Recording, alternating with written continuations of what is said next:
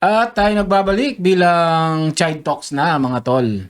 Dito sa Alright. page na to natin Chide na Talks. i-upload. Actually, yung mga unang natin video ay na-upload na dito sa ating page na to. At nakapag-decide kami na yung Vlogero Talks ay purely Kapampangan podcast na. No? Yun yung gagawin natin at yun yung palalakihin natin. While ito naman, Chide Talks, kaming dalawa.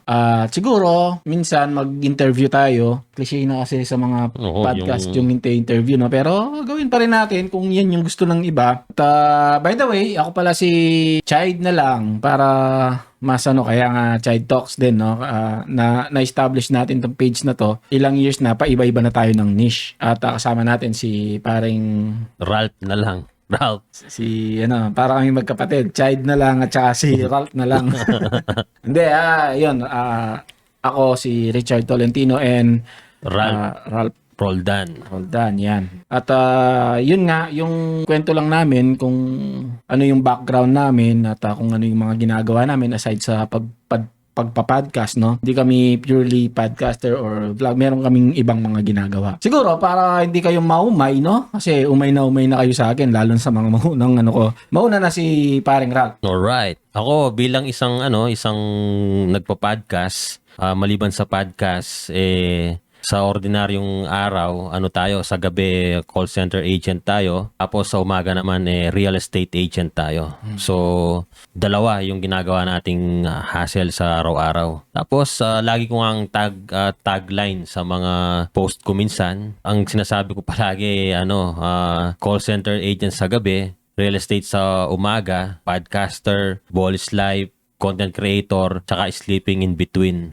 Yun yung tagline ko lagi. Sobrang busy na, par. Oo, time management talaga yung kailangan.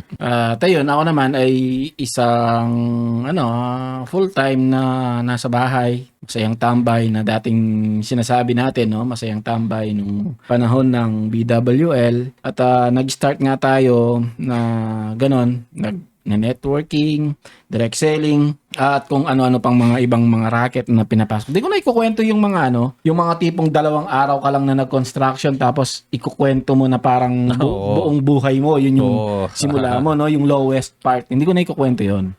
Yung porket tinamaan mo na ngayon, parang niro-romanticize mo yung sobrang hirap mo daw nung mga pinagdaanan mo, ganun, no? Pero isa sa legit is nagtinda ako ng pandesal mula grade 4. Imagine, grade 4, nagtitinda ng pandesal. Hanggang 4th year. 4th year high school, tinawag nga akong pandesal. Pero okay lang yung ibang mga tumatawag na pandesal sa akin ng mga kakilala. At least, ako nga, nakukwento ko nga, na pagka may bagong album yung Eraserheads, para kaya ni Edgar, at saka ng River Maya, meron ako. Sila, wala. Yun sa edad na yun, par, yung magkaroon ka ng gano'n na possession na original, may achievement na yun, nung panahon nun. At saka hindi ako nagpapabili ng Game Boy sa nanay, sa tatay. Ako yung bumibili ng Game Boy at bala. Yun yung matindi na part doon, par, di ba? Yun. At saka alam ko, para ikaw, tinandaan kita, unang memory ko sa'yo aside sa basketball, yung pinahiram mo sa akin na balang Game Boy nun. Parang, naalala mo ba yun? Yung parang mga sila, mga parang supersonic na kambal, no? Oo, yung supersonic. Parang hindi siya supersonic, nililigtas niya yung mga anak niya. Oo, ganun yung tawag doon, yung parang mga mole. Oo, ganun siya. Naguhukay sila, tapos may may ginagawa kang mga, yun, actually nag-shape din sa akin yun. Yung nagkaroon ng imagination sa akin, yung ganong klaseng mga laro Doon ako nag-start, tapos si Paring Ray, yung Sword of Hope, yun, pinahiram niya rin sa akin, mga ganon. Nag-shape din sa akin yun Tapos, yun nga, yung background ko is, aside sa pagiging full-time na nasa bahay lang, at sundo sa mga bata, then, gumagawa ng kung ano-ano online, like yung natin, scalper natin, and promote ko na rin, going international na yung Forex bot natin. Alright, solid. Tapos, aside doon, sa BWL, naging pinakamataas na rank tayo doon. Platinum Director. And sa MDP din, naging Platinum Director din, highest rank. So, hindi namin sinasabi to dahil pinagyayabang. No? Kahit anong pasukin kung networking, direct selling, nagkakaroon ng, kung hindi man, 2 beses sa highest rank Hindi man highest, malapit doon. Kung di ako nagkakamali, kasi nung inawardan ka ng platinum nun dito sa Pilipinas, parang rin yun Nakita ko rin yun eh. Yung ang sabi doon the fastest yata. Oo, The fastest dahil platinum sa sa online din. history nung company sa buong Pilipinas. Doon yata. tayo nag-start na pumaldo, pero sa totoo lang nagsimula din tayo sa pinakaibaba. No, yung tipong nasa nasa syudad ka, bibili ka ng gatas, kulang yung pambili mo tapos uwing bigo, umuwi ka wala kang dala. Nangyari sa totoong buhay natin. Tapos, tipong bibili ka ng diaper, kulang yung pambili mo ng diaper, dalawa yung anak mo, kambal. Napansin nung isang tambay, no? Sabi niya, kaibigan naman natin yun, si Menu, no? Baka kilala ng iba. Nakita niya, di ba dalawa yung anak mo, sabi. Dalawa yung baby, sabi. Tapos isa lang yung binibili mong, actually kung iisipin mo, logic, kung makikita mo talaga ako, bakit isa lang yung binibili ko? Dalawa yung ko. Oo. Tapos retail pa. Kasi kulang yung pambili ko. Binigyan ako ng tambay, ng pambili. Oo. So yung mga ganong klaseng bagay, tinatandaan ko yon. Pagka yung isang bagay na kailangan ko, tapos kahit hindi masakit sa pagbibigay nila pero natulungan ako, tinatandaan ko yon. No, ko yon. Hindi ko kakalimutan yon. Tumatanaw ako ng utang na loob, kumbaga. Tsaka binabanggit natin itong mga to para alam din nila kung saan nanggagaling yung mga Pinagsasabi binubuga natin, nating kwento sa kanila. Yun nga, hindi namin sinasabi to dahil nagyayabang na ganito yung na-achieve, na ganito Hindi. yung buhay. Sinasabi namin to kasi yung mga sasabihin namin dito base sa mga pinagdaanan namin. Pinagdaanan. Yung mga nakikita ninyong trending na usapan na rin natin yun, no? Yung trending na nakikita ninyo, yung may baha-baha, di ba? Oo. Parang totoo naman, seryoso yun. Yung mga bahabang ganun sa panahon na to. Alam nyo ba, alam ni parang Ray to eh. Magche-church kami nun, dumaan kami dyan sa Sapa. Oo. Tapos, yung Sapa, biglang may ganun eh, parang Biglang parang laki. biglang lumaki. Nung nasa gitna na kami, ang lawak, alam nyo ba sa mga taga-Sapang Bato dito, no? Alam nyo ba yung radar na tinutungtungan ninyo? Yun yung Sapa namin nun. Ang Sapa na yun ay sobrang lawak. Sobrang lawak niyan. As in, yung lawak niyan is hanggang dun sa radar na sinasabi. Yung radar na legit, yung radar na radar. Kumbaga, Yung radar talaga.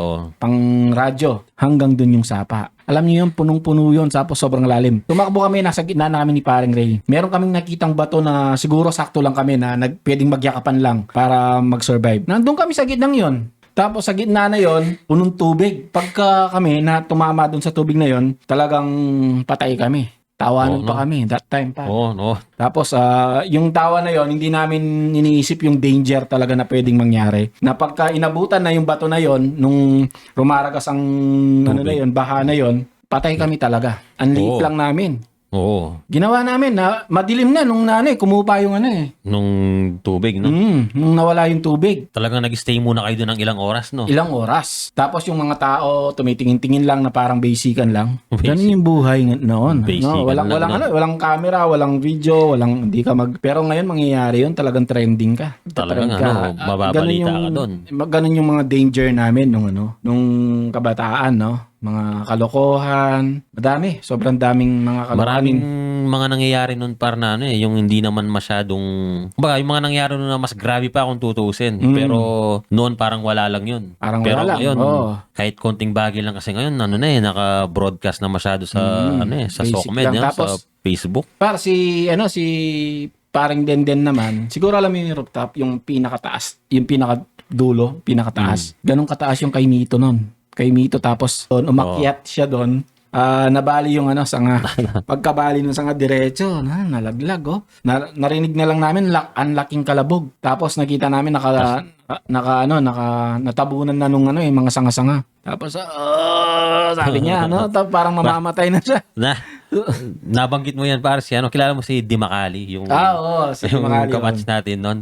Parang nakita ko rin yun, parang nalaglag talaga sa pinakataas ng puno ng Kaimito. Ang mahirap pa yung binagsakan niya. Alam mo yung noong araw, yung nakahiwala yung CR sa bahay. Di ba meron ganun? Ay, nako. Yung nakahiwala yung CR sa bahay. Tapos ang mahirap, sa yung CR, barong-barong lang. Yung talagang pagbagsak niya sa bubong ng CR, lagpak pati yung bubong. Kaya yung naging pinaka-shock absorber niya para hindi masyadong Yung bubong. talaga. Oh. Pero nakita ko talaga yung, alam mo yung, hinihintay mo na lang yung paglagabak niya sa ilalim nung nahulog siya. Pero ano lang, yung pagtapos nun, yung hindi mo alam na pwede na palang ikamatay nung kasama mo. Pero, Oo. pero tawanan lang yung Yung ano lang. kagaya ni ni paring Denden, ganun talagang ilang minuto parang hindi siya makahinga. Makahinga, pero Tapos tawanan lang nun, no? nung uwi na parang normal lang, kwentuhan lang na ganun. Oo, no? Oh. Ganun yung Grabe. ganun yung mga buhay-buhay namin noon na Oo, ganun ka-solid. No? nung bata kami. So, yan, yung mga pinagdaanan natin, no? Yung kwentuhan tayo, ikukwento namin. At aside pa doon, yung ako kasi, yung mga nangyari sa akin, no? Ngayon ko na lang napansin na parang connected lahat par. Connected, no? Yung nangyayari ngayon, bakit nakabalik tayo somehow, no? Naka-rebound tayo, kumbaga. Mm. Nasa ano na tayo nasa kumbaga end of my rope na talaga Mm. Tipong kailangan mo nang magtrabaho at yung trabaho mo ay kailangan mas malaki yung sobrang laki ng sahod dahil sa mga payables mo. Mm. Ay kailangan mag-abroad ka na. No? Oo. Abroad tapos kinompute ko magkano ba yung pwede ko sahurin sa skills ko pag nag-abroad ako. Wala, hindi aabot sa mga payables. Kulang, no? Kulang na kulang, sabi ko. So, wala talaga. Hanggang sa mga nangyari nga yun, par, yung na-develop nga yung si Bot. At nagsama-sama yung mga skills na gain natin over the years. Mm-hmm. Like, naging tayo, no? Graphic designer. Mm. Yun, tapos naging e-com, nag-ads, nagko-code, natutunan natin yun. Tapos, parang nagkasabay-sabay. Yung nag-mix sa iisang platform. Kasi kung matatandaan ko, dati gumagawa ka rin ng games sa di ba? Pati yan, no? Di ba? Yan. Yun. Under sa development yun. So, Development, nagsama-sama no? talaga, no? At yun nga, yung isang napansin ko sa buhay-buhay, no? May mga time sa buhay na parang nagwo-worry na ako talaga. Like, halimbawa, nung mawawala yung BWL, naramdaman ko yung worry Mm. Actually, di nawala yung BWL, nawala yung mga tao. Humina Yung naramdaman ko na yun, parang may fear ka, may takot ka, clueless ka sa susunod na gagawin mo. Pero itong mga lately, bakit nakwento ko na rin sa'yo, nung hino-hold ko yung mga vlog, sina June, Oh. Jake, bago pa sila nag-resign ulit, sina Lexus, hino-hold ko sila, parang may something na mangyayari, na soon, may mangyayari. Bakit? Alam ko na wala na akong chance sa e-com, wala na akong chance sa direct selling, sa networking.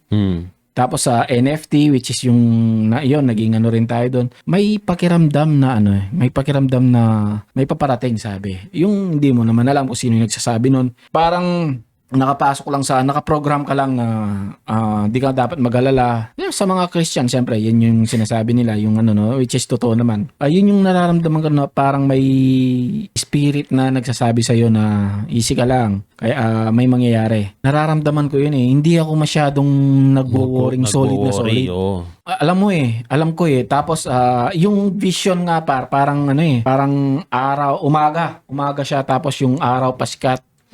Tapos yun yung nararamdaman ko na paparating.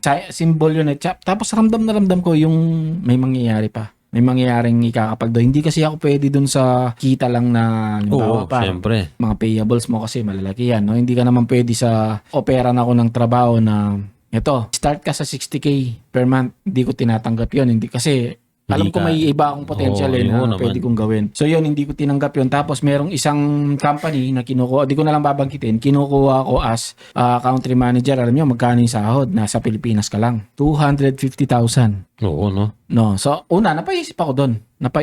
Siyempre, hindi na hindi na biro yung ganung sahod na nasa Pilipinas ka lang par. Solid na solid yun. Oo, parang times 2 ka na ng mga manager, mga country manager naman anyway. Country manager, buong Pilipinas hawakan mo. Yun lang, ang magiging problem ko doon is kasi ako may pagka-resistance din Yung tipong ayaw kong ma-under dito sa ganito, tapos matatali yung leg ko. Pag inutusan kang pumunta dito sa bansang ito, pumunta dito sa bansang to, ganun yung mangyayari. Oo, siyempre. Hindi travel yung mangyayari, trabaho.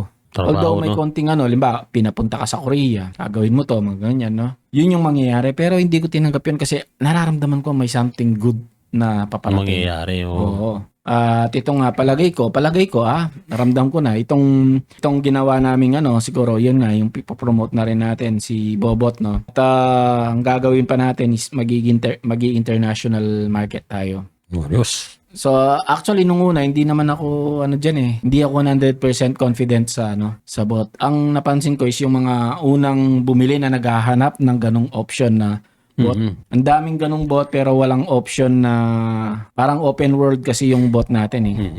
Pwedeng yung kalahati natalo, pwedeng yung kalahati panalo. Bakit? Kasi may kanya-kanyang settings. Yun yung kakaiba sa bot natin. Unlike sa mga iba, pagka binili mo, i-run mo lang, bahala na. Pag natalo, pwede mong sisihin yung developer. Kasi yun yung ginawa niya, program na sa kanya. Ang sa akin kasi, program siya, tapos yung kalahating pwedeng maging success is nasa iyo. No, magsasuggest lang kami ng mga settings pero hindi naman 100% na galing sa amin yung magiging resulta kasi may market tayo eh. So, yun lang. Anyway, siguro yun hindi nyo, yung iba hindi nila maintindihan yun. No? Pwede kayong pumunta sa dagdag kita page, yung may check yung may blue check. At doon pwede kayong mag-inquire. No, pag-usapan ninyo yung bot, may mga sumasagot naman doon. Yun nga pare, yung isa sa talagang pinaka gusto ko pa rin mangyari, although merong ganito, may nararamdaman pa ako na one day, ginagawa natin ito, content creation, ganyan, podcasting. Dito yung paldo eh. Dito yung ramdam ko eh. Kasi ito yung pinaka-passion din, no? Dito ko nararamdaman eh. Parang sila, passive-passive na lang. Sina Kong TV, sila Team Bugok, sina ewan ko lang kung kila Wamos. Parang kasi wala parang Naglaylo sila ngayon eh. Sila Wamos, sila yung mga ganyan, sila Sir Gavin, at lalo na si Makagago solid, parang podcaster, solo podcasting yung sa kanya eh. Oo. Parang rin eh. Ganitong setup tapos what's up? Parang banat na. May titirahin lang, no? Babanatan lang, Yung mga kagaya nung kay aminado naman siya kasi na na ginagatasan niya. Sila, anong pangalan nun? Si Mangusin. At successful Pero, naman. huminto siya ngayon eh. Parang naglaylo na siya ngayon. Baka may threat na rin. Oo. Although paldo ka sa mga content na yon, parang ang hirap din na gano'n. Parang nakakatakot na naglalakad ka, baka may bigla na lang tumira sa'yo. Pwede, Oo, nakakatakot yung mga ganun. So, itong Child Talk, magiging partner kami dito at magkakaroon din tayo ng interview sa mga gusto magpa-interview at mga makakausap natin. And then, ang main nito is nasa YouTube. At sa mga makakakita nito sa Facebook, mga konti lang, no? Check nyo lagi yung comment. Yung comment section, nandyan yung full link ng sa YouTube, no? ng aming mga podcast. So, kung meron ka ba bang ma-share tungkol sa sa sarili? Yun nga, sa mga sinasabi natin dito, kasi syempre yung iba baka nagtataka kung saan natin kinuha yung mga sinasabi natin. Lahat na sinasabi natin dito ay based sa mga experience natin. Maliban lang naman sa call center tsaka sa real estate, nakapagtrabaho rin tayo bilang isang professional dati sa Manila. So, sa mga iba-ibang company rin yun. Kaya marami tayong na-share about sa trabaho, about sa pakikisama, about sa mga buhay-buhay, at saka about sa mga, pag-hassle. Although hindi pa natin talaga tinatamaan yung gusto nating tamaan. Pero sabi nga nila, habang bumabangon ka, lagi kang may laban sa lahat ng mga bagay na gusto mong gawin. So, lang tayo dito, yung palakasan. Kung meron sa Bible study na tinatawag nilang, di ba, sa mga nakakaintindi dyan, yung mga nakapag-attend na ng Bible study, di ba, meron silang salita doon na ginagamit na yung pagpapalakas sa mga miyembro. So, dito, yung mga kausap natin, at least man lang may guidelines kayo, o at least man lang nakikita nyo na meron din mga tao na kamukha nyo rin na level sa ngayon, na lumalaban. So, at least somehow, kahikayat na kaya pa, tuloy lang, parang ganun.